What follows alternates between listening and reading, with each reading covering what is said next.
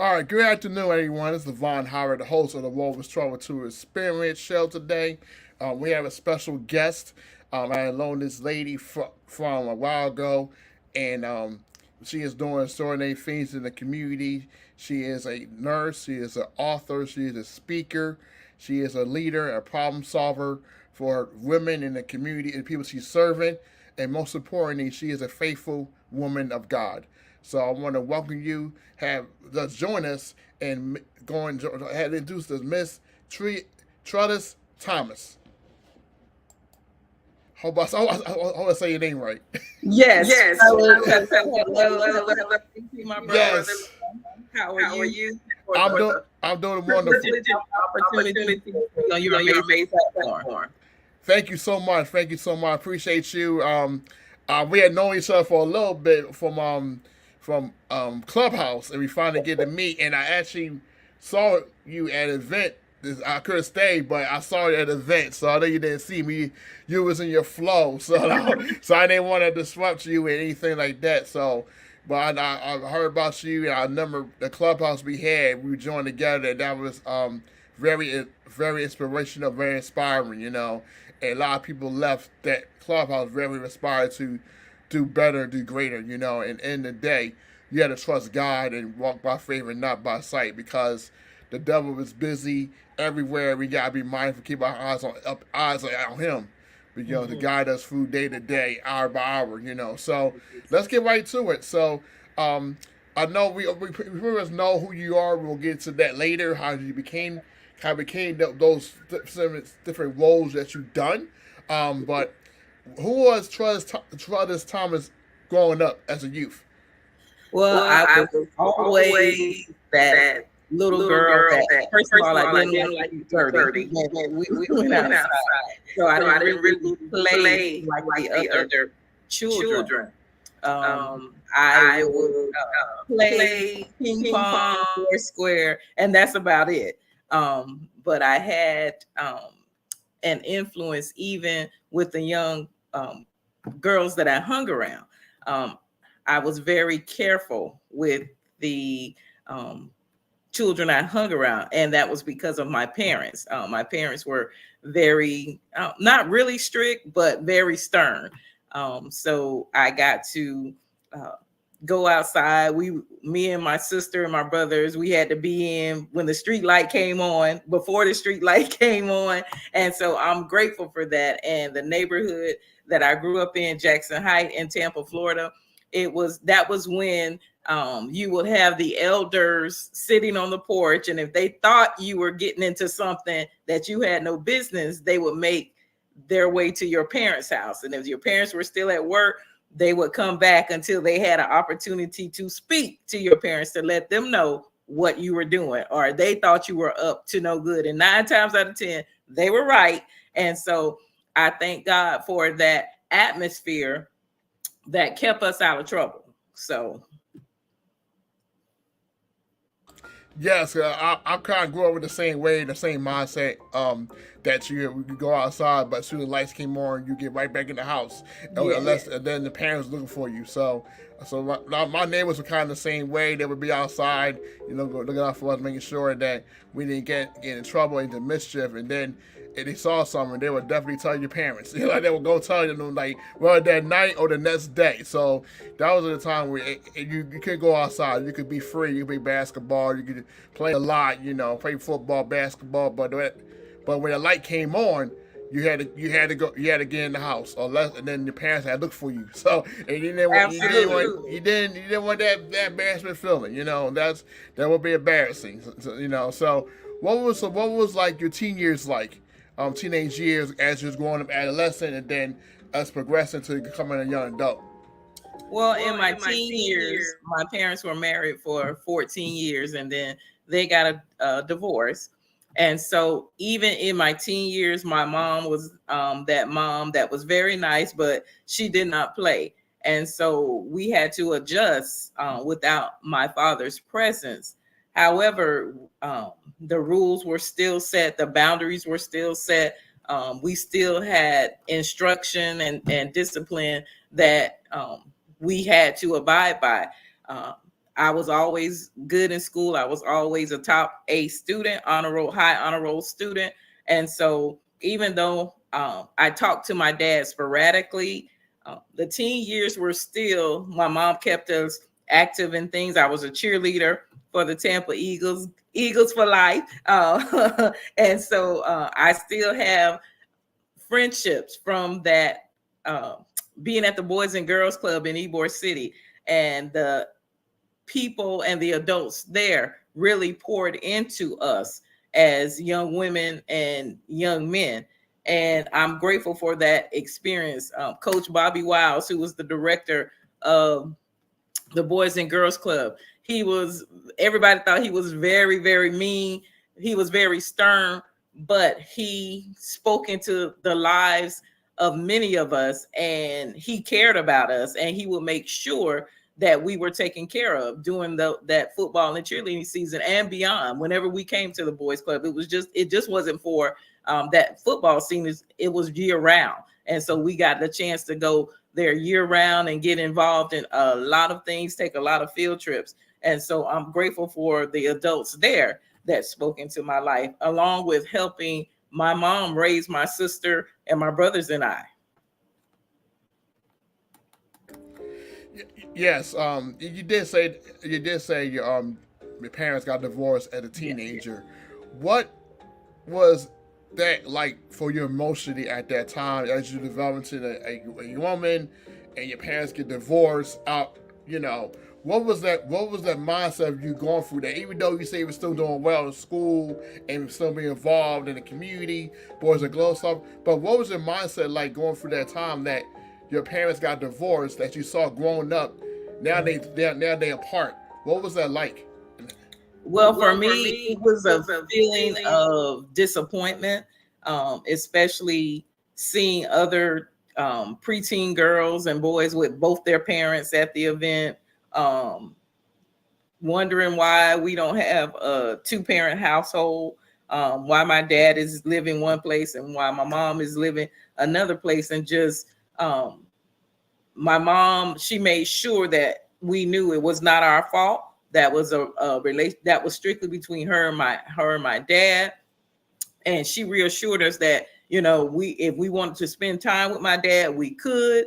And she would encourage the same to him, to be a part of our life, even though they were not married any longer. So it was just a feeling of, I wish my dad was here, but, he's not. I see kids with two parents in school. So I'm grateful to still have a home. I'm grateful to have some contact with my dad, but just a majority of feeling of disappointment and wondering, why it didn't work.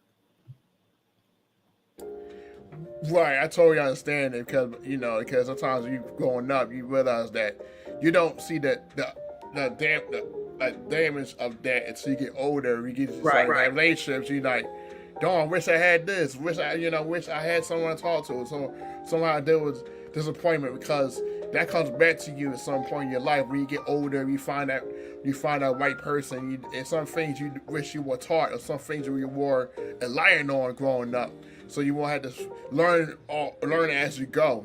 So I'm glad that you went through that, and I'm glad you overcame that to be who you are, because that could have stopped a lot of people, a lot of women, a lot of men, in their path to where they should become.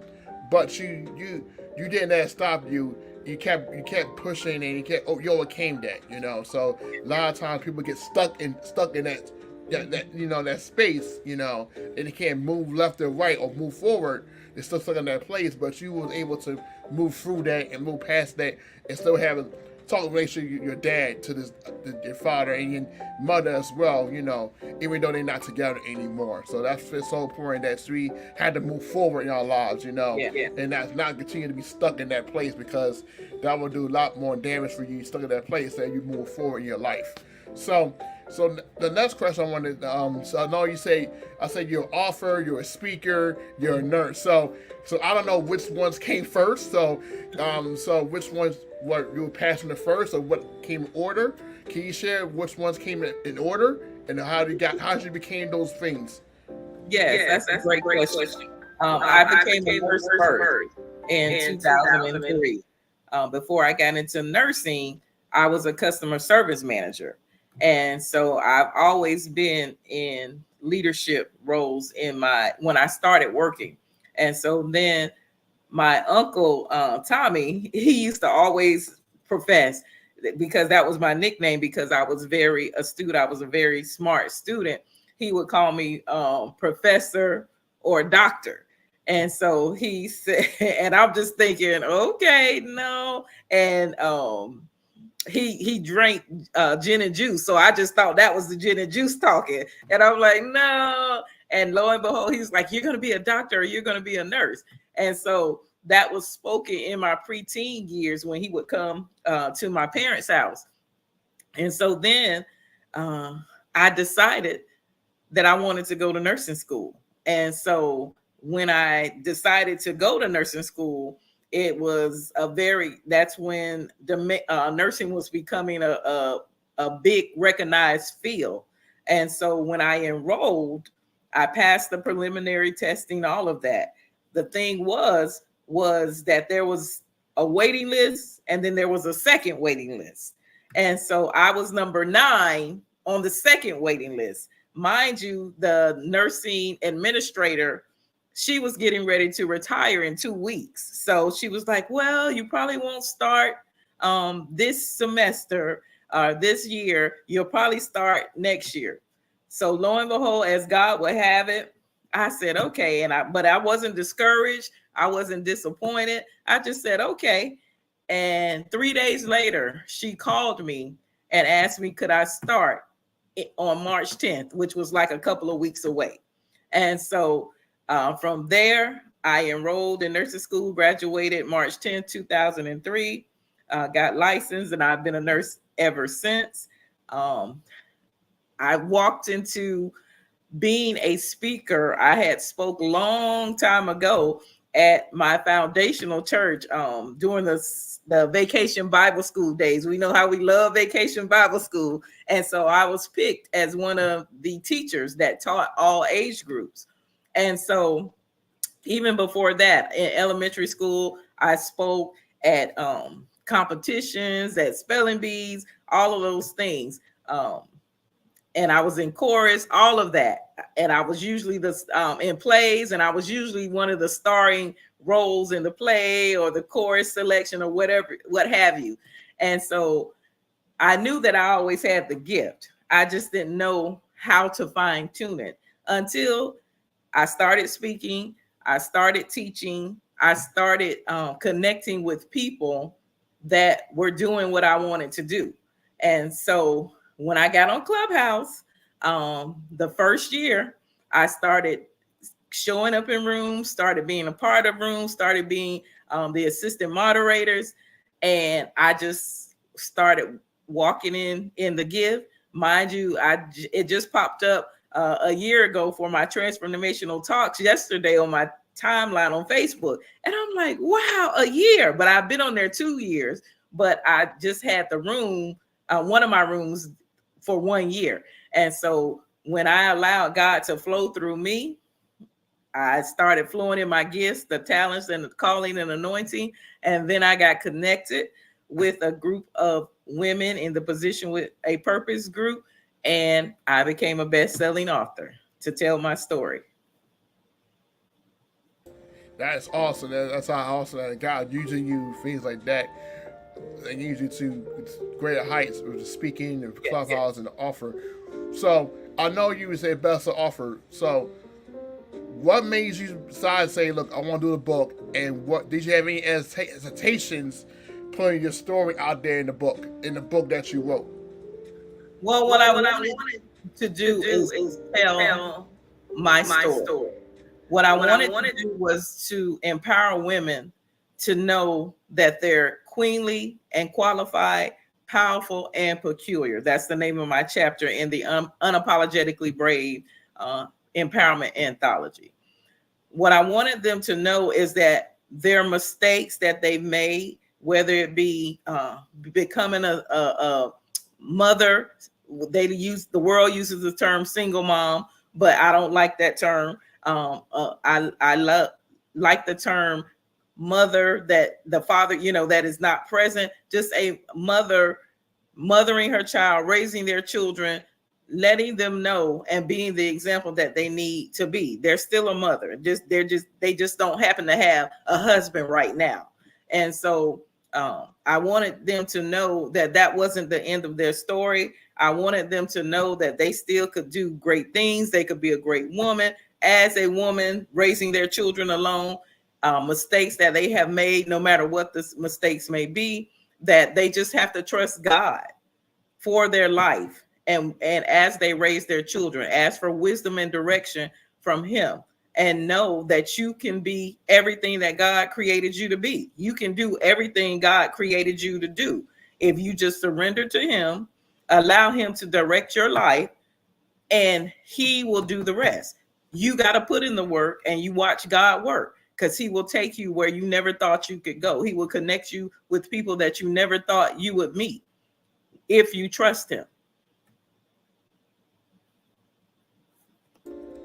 Yeah, that's the truth. That means you have to trust God, and God will have you do things that are definitely uncomfortable, that you thought you could not do, and just trust Him, and God will see you through. And God will be with you and be with you all times. And a lot of times people come and go.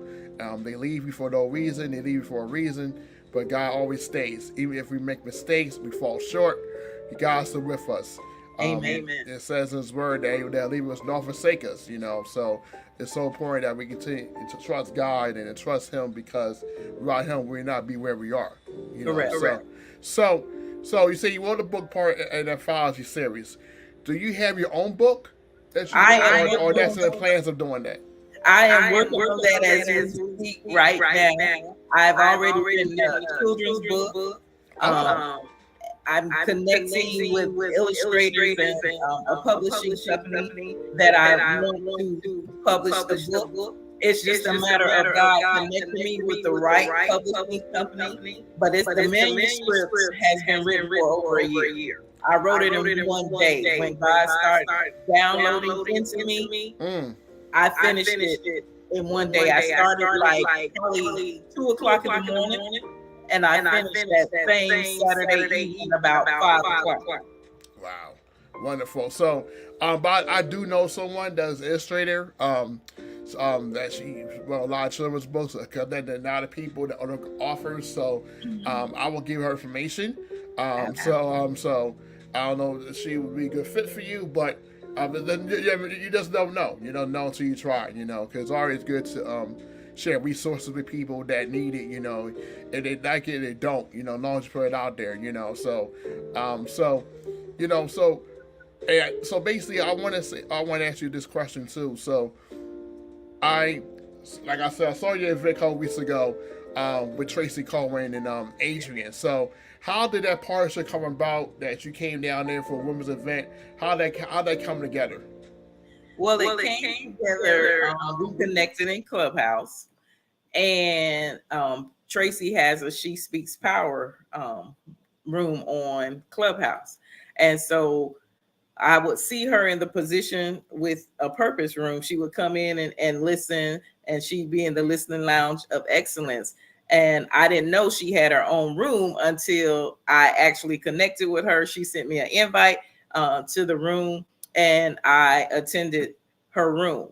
And so the Kingdom Connection, I love to call it that, because we have to understand in every relationship, professional or personal, it's either a kingdom connection or a toxic transference. And so it was a kingdom connection. I loved her platform. I love the title. Of course, She Speaks Power. That's what I'm anointed, called, and chosen to do, to empower the masses. And so the title got my attention right away. And so to partner with her on her platform as she was developing and wanting to, put together an event, we connected first on Clubhouse, and then we expanded.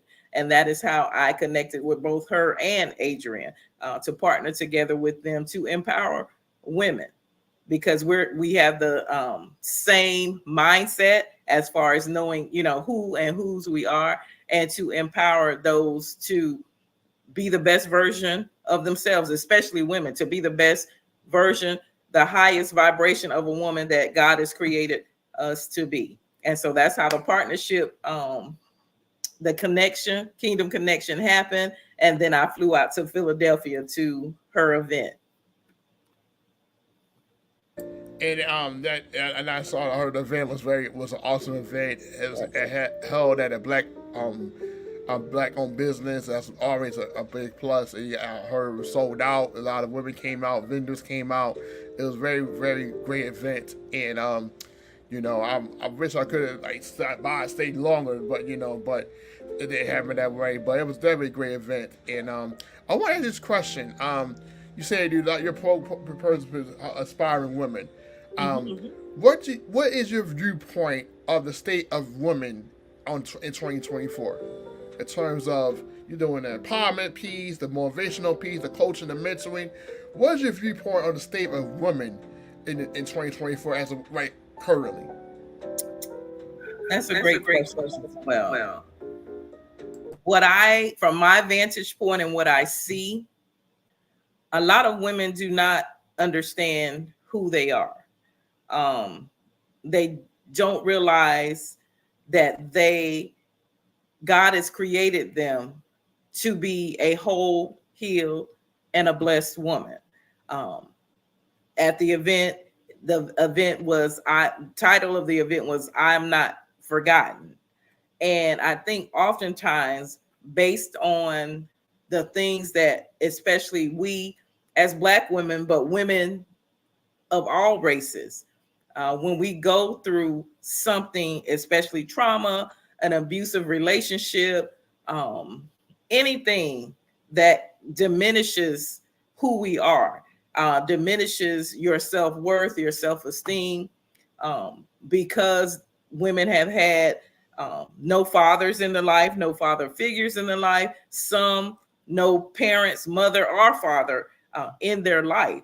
And they turn to other things to fill that void, in which they don't know growing up as little girls who they are, because we have to have that connection. We have to know in our preteen years who we are.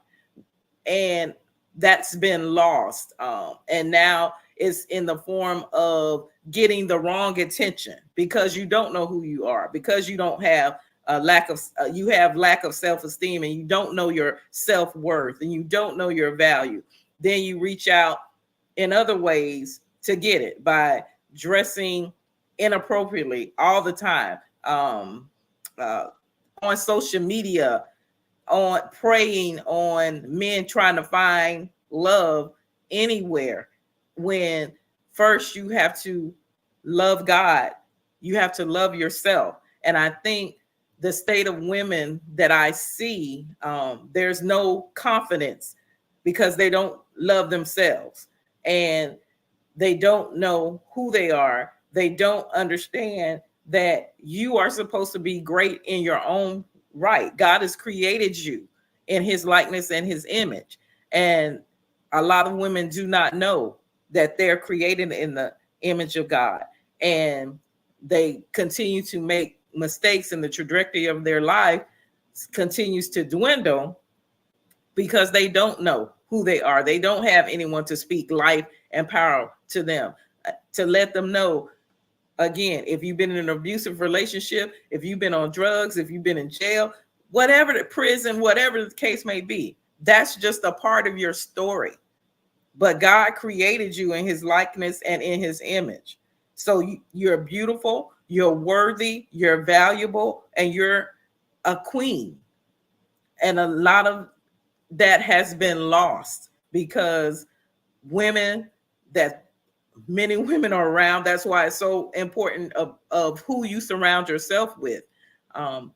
Women that don't know who they are speak into the life or raise little girls who don't know who they are. And so the cycle just continues. And so at the state that I see in 2024 of women, young women in their 19s and 20s, 30s, 40s, 50s, 60s, even 70s, they don't know who they are. And it's sad because the standard is not God. The standard is social media, basketball wives, Real Housewives of Atlanta, Potomac, all of that. That is not how you carry yourself. That's not how you present yourself. Because again, if you want to be a woman of excellence, if you want to be a woman of virtue, if you want to be a woman who's cultivated divine femininity, your answer is in God. Your answer is in the word of God. And even if you don't know, then pray for God to send you those women that will teach you how to be a classy, God-fearing woman, because you can't buy class. You can't teach class. You either have it or you don't. And so that's what I see in 2024. Wonderful. I appreciate the answer, because I think that for the first time in my guest who does work with women, I asked that question because it's a very scary situation. And I think social media has a lot to play with that in terms of image and influencers and all this other stuff, exposing yourself, so trying to get validation, but your validation comes from God, so correct. And I think like women need that influence, that speaking life into, not by someone like yourself, about how you be a woman, how you be classy, how you carry yourself. All that comes from God. You can't buy class. You can't buy all this stuff. You buy it, goes away. But that is about how you carry yourself on the inside, how you treat people, how you treat yourself. A lot of times, like, some women unfortunately don't take care of themselves. Like, I'm not talking about physically, I'm talking about self-care. They do so much stuff, and they only take time to relax, reflect, and take care of themselves. Treat themselves out.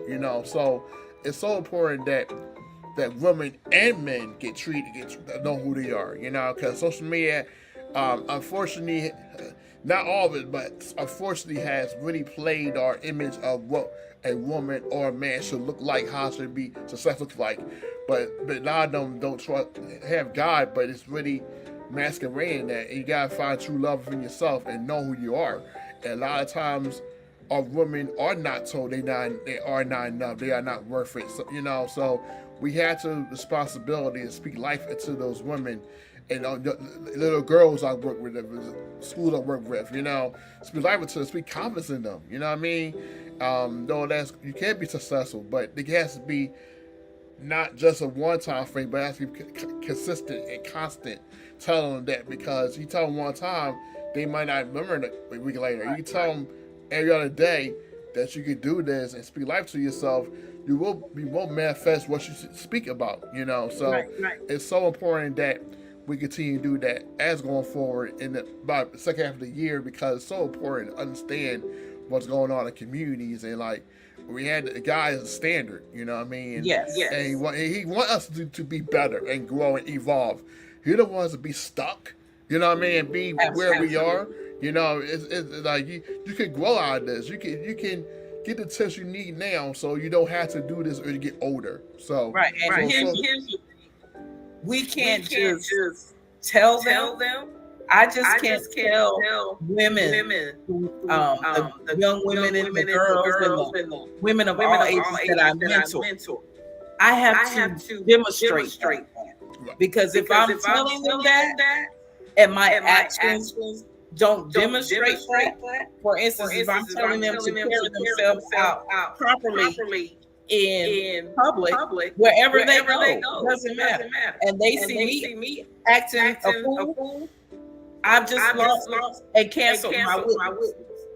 And so I have to be the demonstration of a classy woman. I have to be a demonstration of walking and operating in my divine femininity.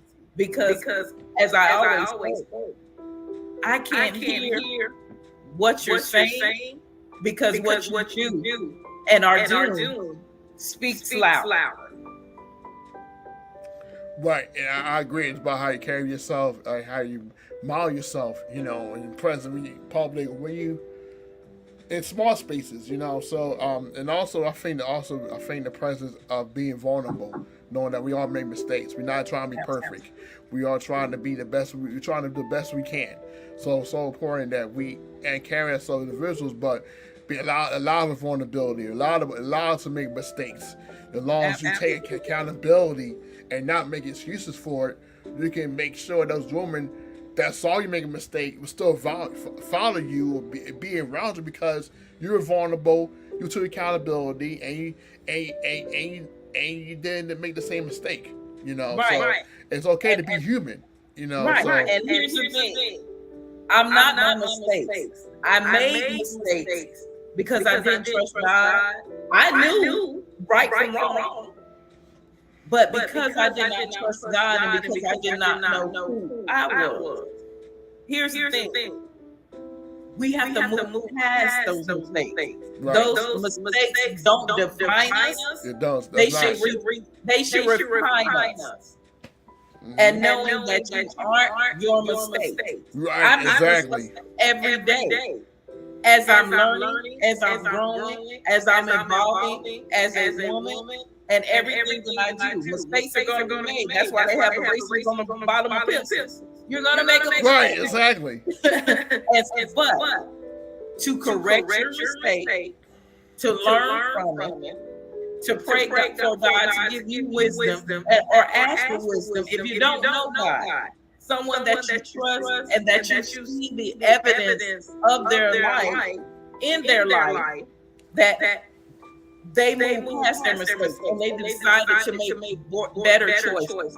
Because this life, man or woman, is about decisions, choices, and consequences. You can't pray away the consequences, but God being so God and being so gracious, He doesn't give us the consequences that we deserve. That's His abundant grace in our life.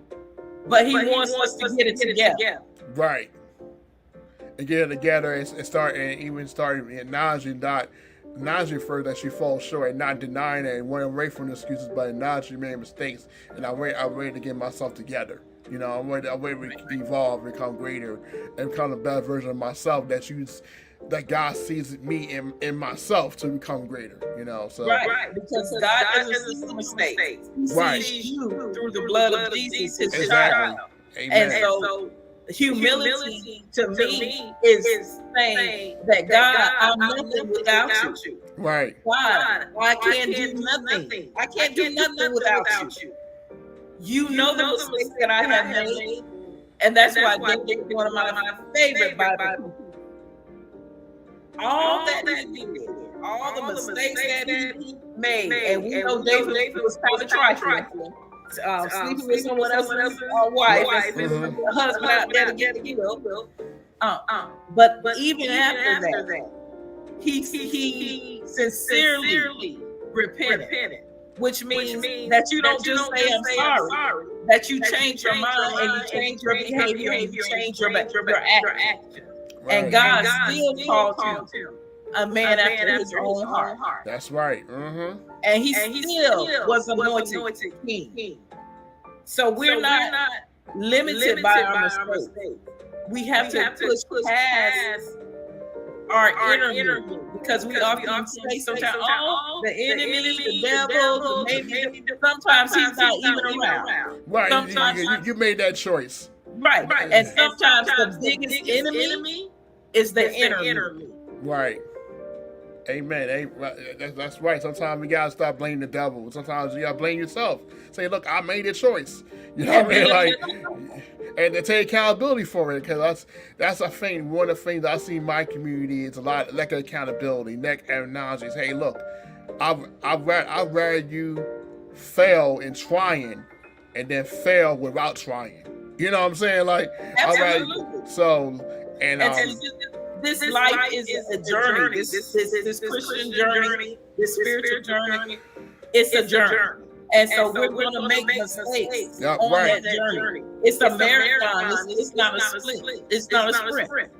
And so as we encounter the mistakes that we made, as we face the mistakes we made, as we take responsibility for the mistake that we made, that's not the end of the story.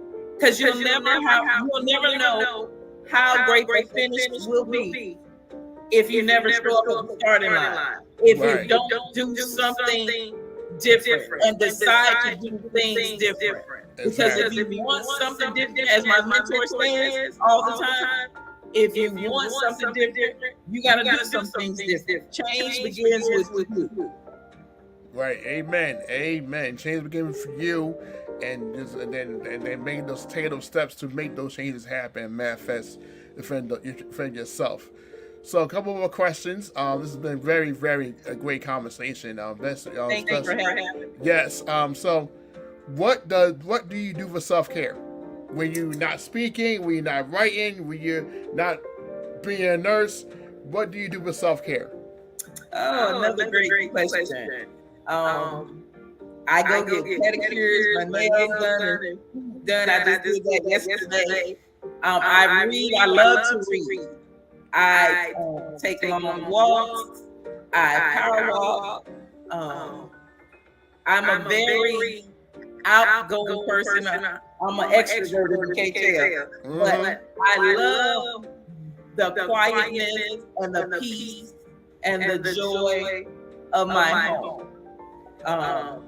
I'm one of those women that I love being home, especially when I've cultivated an atmosphere of peace, love, and joy.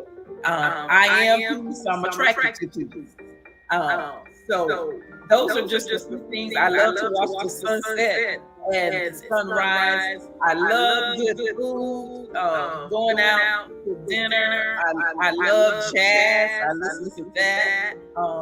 I love just reflecting and spending time to think and plan about where God is taking me, and just spending time first and foremost with God, finding out every day and cultivating who He created me to be. And I love going and getting pineapple sundaes every now and then. All right. Okay. All right. All right. What is next for you?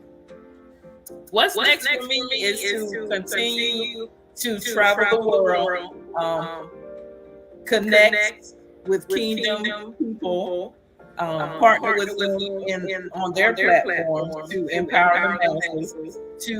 I'm in the process of developing my own organization to continue to write books, to connect with the people, the women predominantly that empower the masses, like Tabitha Brown and Lisa Nichols. I'm going to rub elbows with them and speak on stages with them. So God is giving me glimpses of that. And so in God, there's no limit. I'm going to touch millions. Wonderful. That's right. So what was the name or purpose of your organization that you trying to start up? I am in the purpose in the stages of developing queens, crowns, and conversation. I'm turning that into a podcast. I have some great big ideas, and it's just putting them on paper that I've already done. Making the plan, writing the vision, taking it bit by bit for it to be what I want it to be. I want to bring soul stirring Sundays, making you think Mondays, and transformational talks with Trellis to a national, global platform on TV, on all streaming platforms. Wow, wonderful. So, what advice would you say to your younger version of yourself that you felt you wish you got or you were at that stage? If I were to talk to the younger Trellis, I would say trust who God created you to be. It doesn't matter what happens. Make sure that the voice of God is the loudest voice in your ear. And never let others determine your value because if they don't see your worth. Because they don't determine your worth. God has already determined your worth. And so don't be moved by what people call you. It only matters what you answer to. Right. Exactly. Where people can find more information about you, your services, your book, your coaching, where can people find more information about you? Well, they can email me at Trellis and Quinette, ANQUNETT @gmail. You can find me on IG. You can find me on Facebook and DM me both places. I'm on LinkedIn. You can find me in the Clubhouse street. Those are just some of the ways that you can connect with me. And in my bio is my personal cell. You can connect with me those ways. All right. Last question. What are your final thoughts regarding what any last words you want to say? Yes. Know that you are more than enough. Created with the right stuff. That you are a masterpiece, divinely created by God's own hand. Don't wait for the moments to be perfect. Create the perfect moments.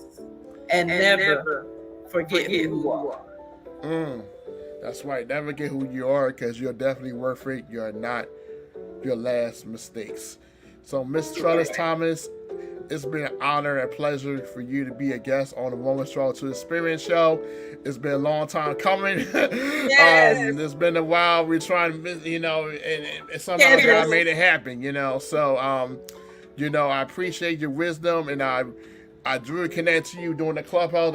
You did the Clubhouse, and your voice, it was something about it, like, okay, this woman is powerful. So, I pray that God continue to bless and manifest you to the next level of your greatness, and that hope we can meet in person soon. Cause I know we got an event coming up. We got some offers coming up, and the Spirit's gonna be there. It always is, but it's gonna be probably on a different level. So you get to know more about me and my journey in Office Cafe as well, how that came to be, and all that was divine by God. So, God chooses the office for me. I don't choose them. God shows me, okay, who this person is.